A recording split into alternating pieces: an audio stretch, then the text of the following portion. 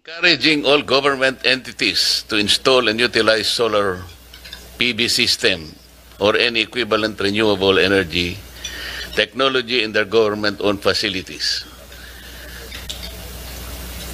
Bakit po ang title encouraging?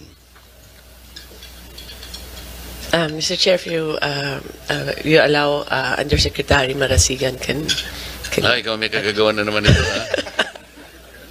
Sige, tira. Thank you, Mr. Chair. Thank you, Honorable Marcoleta.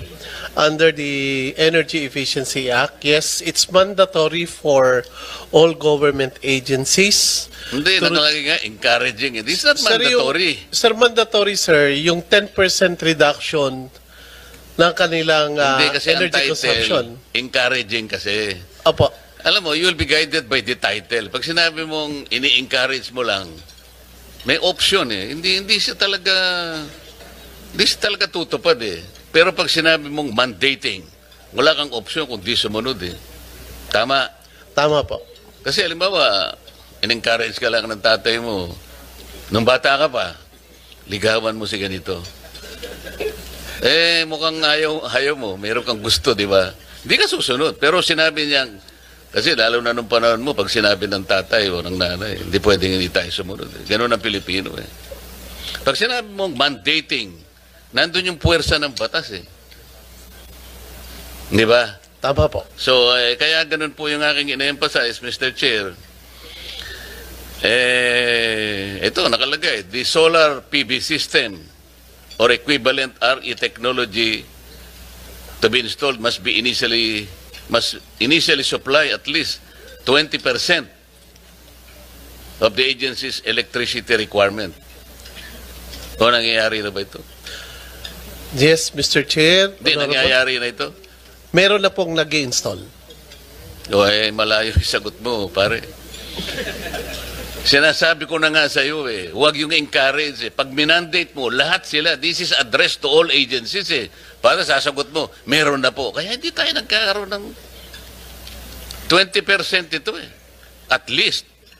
Ngayon, kung magawa niya 25, 30, di lalong maganda. So itatanong ko nga kasi it has been more than 2 years, sir. Puro tayo resolution. So, ilang ahensya na ang napakabit ng solar panel o katumbas na renewable?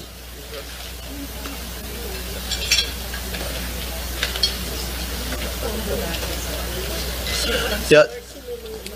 Ilan na? Meron po kaming 8 project na na-install na. 8 pa lang? Yes po. Ilan po ba ang ahensya na ina-address nitong resolution na ito? Sa ngayon po, pangkalahatan po yung ginagawa natin. Kaya pero nga, ilang ahensya po ang na-address nitong resolution na ito? Ang rollout po kasi natin ay per region at binubuo pa natin yan under the Government Energy Management Program kung saan po mandatory po yung minimum 10%. O, yung ginawa niyong mandatory, 10%. Ang sinasabi ng resolution, 20%. Paano? Bakit ganon? Kayo mismo, hindi nyo sinusunod na resolution eh. Kaya nahihirapan ng kasasagot ang ating secretary. Ang 10% po kasi is the reduction in their consumption. So isang tool po yung pagtatayo ng mga renewable energy like solar rooftop installation para matulungan sila sa reduction. Pero hindi naman po ibig sabihin nun is hindi na sila mag-a-apply pati. So ilan po yung tinarget natin, more or less, agencies? Sa ngayon po talaga, nasa rollout pa lang po kami at including the local governments naman po ang kasama na namin. Kaya nga, bigyan mo ballpark, ilan po ang agencies na tinatarget nitong resolution na ito? Mr. Chair, dapat yan lahat, no? Kaya nga, pero, mga ilan? Minimal pa lang ang nagawa kasi ang process yan, mag-audit kami, magmumowa, may audit sila, titignan namin yung mga pumbilya, tapos i-advise namin kung anong solar ilalagay. No? So, right now, we have agreements with DOH, I think, ongoing in CHED, there's the, and And then some LGUs dito sa Metro Manila with Valenzuela, Navotas, Makati, we're entering to agreements para ngayong year sana may maumpisahan na siya full scale. But we cannot just say to all agencies, so i-reduce nyo kasi they need our technical assistance na rin para malaman nila anong aircon yung lalagay nila, anong bumbilya. So with the limited capacity that we have, it's small compared to the whole of government. Yeah, alam ko po yun, Madam Secretary. Kaya ko lang tinatanong if it is addressed to all agencies para lang malaman natin gaano tayo kabilis, gaano tayo ka-slow. Let's say X number of agencies. Ngayon, ang sabi mo after 2 years, ilan yun? 6 o 8 pa lang nakapag-comply. So you have, let's say, 1,000 agencies as the targeted universe. After 2 years, ay 6 lang ang nakakomply. So you have baka 28 years ang abutin natin bago natin ma-cover. Yan sinasabi ko, ganun tayo kabagal. Kaya hindi rin natin mafe-feel pagka ganun eh. Sayang naman yung initiative kung hindi naman pala magagawa ng ganung kabilis. So nasasayangan lang yung effort natin. Kaya ko po tinatanong, if this is the way to not only to economize but they produce their own electricity to help each other, sana nakikita natin ang sustainability, yung manageable sana. Hindi ganito po na ang nakikita natin, nakaka-discourage, imbes na nakaka-encourage po eh. Yung waste to energy, Madam Secretary, hindi naman po bago ito eh. Meron na tayong 9513, yung Renewable Energy Act of 2008. Ito may mandate na rito, Yusek Marasigan, hindi ba? Opo. Pero ang sabi ninyo, sa ngayon, 13 WTE projects pa lang. Tama ba ito? Mr. Chair, 13 nga kasi hindi viable yung ibang Kaya nga, 13, ano? Although your department greenlit the same as of 2022. So that was 3 years ago. Pero out of the 13, 6 lang ang operational. Yusek Marasigan. Kasalanan mo na naman ito. Bakit ba napaka gusto mo yung number na 6? Tingnan mo kanina yung PB system, 6 lang ang ano. Ngayon ito na naman WT, 6 na naman ang nagko-comply. Mabuti pa ang NEA, alam mo wala akong may tatanong sa kanila eh. Kasi ang NEA naman kasi sa kaibahan ng iba, ito huwag kayong magagalit. Si Mr. Almeda, kahit na busy yan, kung minsan ite-text ka niya, Sir, kumusta ka? Meron ka bang mga issue na ganito, ganyan. Yung parang pinapaalalahanan ka eh. Pero si Yusek Marasigan, kahit minsan hindi ako tinext niya. Para nalalaman sana na nagkakausap man lang tayo. Akala mo ba napakalit ng problema ng bansa natin sa electricity? Lalo naman ang ERC.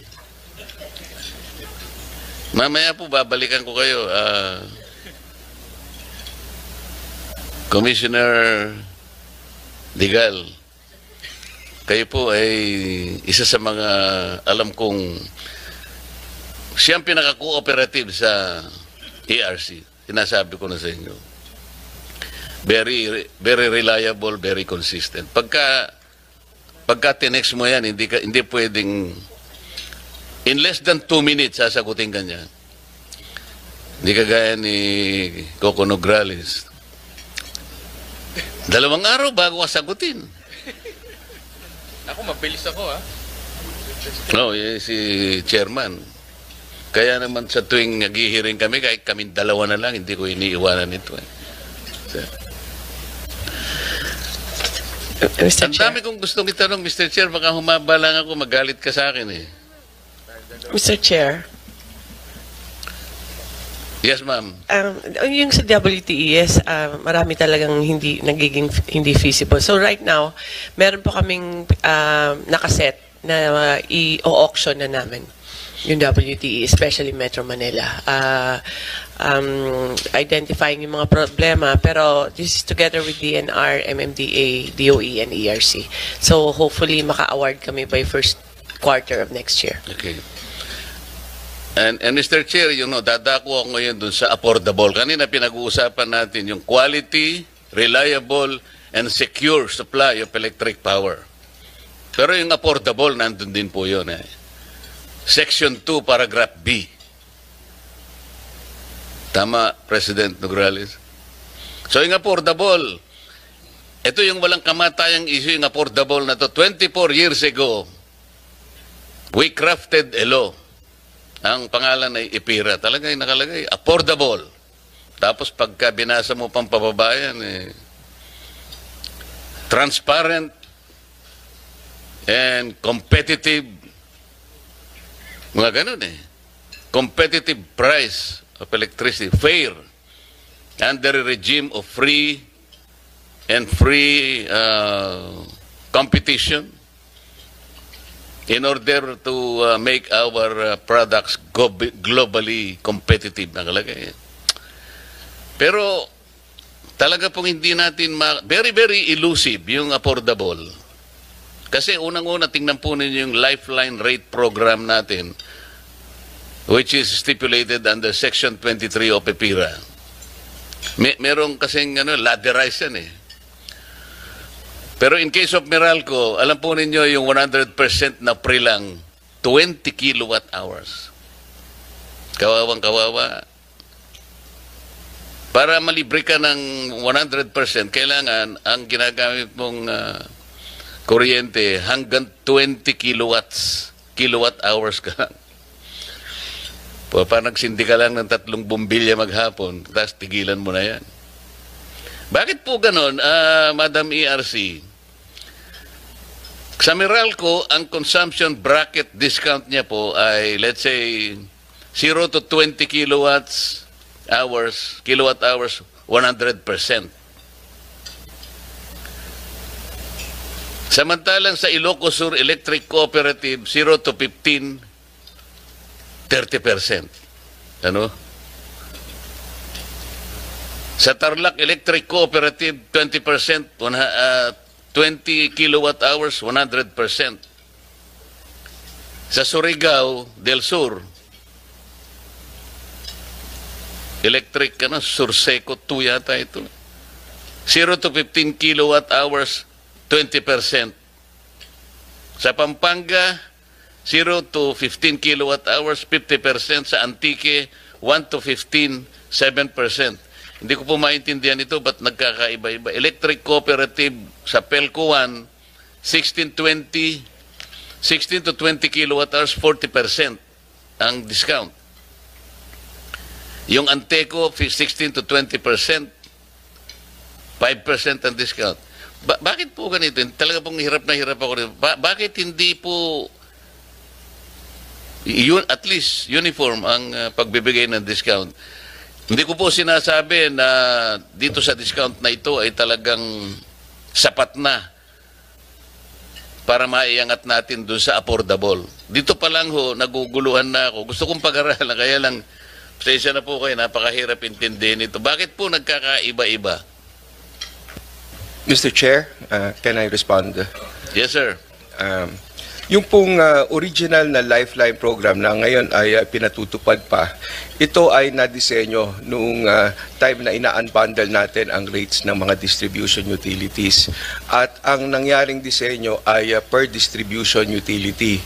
Dahil ang Lifeline program ay isang paraan ng pagsusubsidiya ng mga marginalized consumers, noong nadisenyo ito, ang subsidy ay manggagaling doon sa subsidizing class within the same distribution utility. At yung isa-subsidize niya ay yung mga marginalized doon din sa same na distribution utility. May mga distribution utility na malalaki tulad ng Meralco na kung saan marami ang pwedeng panggalingan ng subsidy. Kaya nung dinisenyo siya, ang isang pamantayan naman na ginawa ay dapat yung subsidy charge o yung lifeline subsidy charge will not exceed 10 centavos. At nung dinisenyo, tiningnan kung magkano ang malilikom kung ito ang limit. Nakita na sa halagang 10 sentimo na i-charge mo dun sa subsidizing class ng Meralco customers, maaari ka pong makapag-extend ng discount up to 100 kilowatt hours na konsumo ng mga marginalized or yung low consuming. Pero dun sa iba tulad ng electric cooperatives na maliliit lang, predominantly maliliit lang din ang konsumo at yung subsidizing class ay maliit lang din, para ka makapag-extend doon sa marginalized customers na hindi naman mag-exceed sa 10 centavos yung lifeline subsidy charge, kinailangan ibaba mo yung threshold. Kaya meron doon na ang kanilang diskwento ay kung meron lang silang konsumo na hindi lalampas ng 20 kilowatt hours. Kasi naintindihan ko po yun, Mr. Chair. Ang hindi ko po makuhang mabuti ay yung pinag-uusapan natin na lifeline rate. Lifeline kasi, ibig sabihin talaga pantulong eh. Bakit ang Tarlac Electric Cooperative sa Limbawa nakakapagbigay, nasusundan niya yung sa Meralco na yung 20 kilowatt hours, 100% na ililibre niya. Katulad ng Meralco, bakit lahat na ay walang nakagawa ng ganon? Isip-sipin po ninyo, yung Pampanga, mas malaki ito kaysa sa Tarlac. Hanggang 15 kilowatt hours lang ang 50% niya. Yun ang hindi ko makuha. Paano, pag sinabi po ninyong, halimbawa, yung 15 kilowatt hours na consumption ng isang household, yun lang ang bibigyan niya ng kalahati, 50%. Gaano po ba yun? Hindi po pang buhay yun eh. Hindi lifeline yun eh. Lalong-lalo naman yung iba, walang nakaano kahit isa. Ito, Cooperative Inc., Anteco, 16 to 20 kilowatt hours, 5%. Eh siguro po kung langgam lang ang pinag-uusapan natin, sa langgam pwede na po ito. Pero tao po itong mga ito. So paano po nakalampas sa inyong radar ito? Paano po natin masasabi na lifeline rate? Yun nga po, yun yung original na design ng Lifeline program na nakabase doon sa individual distribution Yun utilities. po yung original design. Ngayon nga po, mayroon na tayong ipapalit na kung saan ang diskwento ay ibibigay across the country regardless of the distribution utility at ang Lifeline subsidy charge ay pare-pareho din na i-impose. Ganito na lang. Yung proposal ko po, meron akong bill eh. Para po maging ganap na maramdaman ng bawat household, lalo na po yung mahirap. Ito po kasing lifeline rate was intended for our poor people. Yung talagang walang-wala ito eh. Ngayon, ito pong ladderized na ito na hindi pare-pareho talaga. Naintindihan ko naman sapagkat hindi naman pare-pareho po yung pinanggagalingan ng mga electric cooperatives, halimbawa, o lahat ng distribution utilities. Pero pare-pareho naman ang kalagayan ng household, talagang hirap na hirap. Ito po, alam na ni Mr. Chair ito, meron po kaming panukalang batas na lahat po ng households na kumukonsumo ng 200 kilowatt hours pababa, dapat na po nating ilibre lahat yun. Hindi po kayo makasagot. We will support that po kung yan naman ay tutustusan ng gobyerno dahil po itong Lifeline program ang tumutustos po kasi dito ay yung mga ibang consumers din. This is a form of cross-subsidy. Pero yung pong inyong prinsipyo na pinapanukala, ito po ay ang gagawin naming bagong disenyo ng Lifeline program na kung saan ang makakabenepisyo doon sa diskwento ay across the board pero hindi lang maibibigay yon at 200 bagkus maaring ito ay 50 kilowatt hours, 50 kilowatt hours at 30 kilowatt hours. Ganun lang po kasi pinag-aaralan natin naman din ang magiging impact niya doon sa lifeline subsidy charge. Hindi naman po kayo magpapasyan yan eh. Kung halimbawa na naipasya ng Kongreso na ito ang maging panuntunan natin, 200 kilowatt hours parang subsidy na po sa lahat na. Yun po kasi ay talagang makakatulong sa marginalized sector ng ating bansa.